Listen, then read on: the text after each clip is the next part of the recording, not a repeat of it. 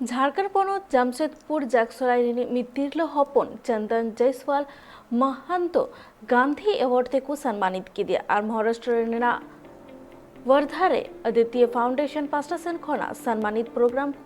तो होलेना आ बड़ाईतेना कथा काना जे चंदन जयसवाल एडुकेशन और समाज लाहांती लगिते आयमा कमी कोई कमी अकादा और रेंगे ओड़ा गिद्रा को फ्री ते आयमा सेरमा पढ़ाओ अकाद को साथे हेल्थ और एडुकेशन इदी काते हो अतुरे सेन काते हर कोई जरवा एक को तहना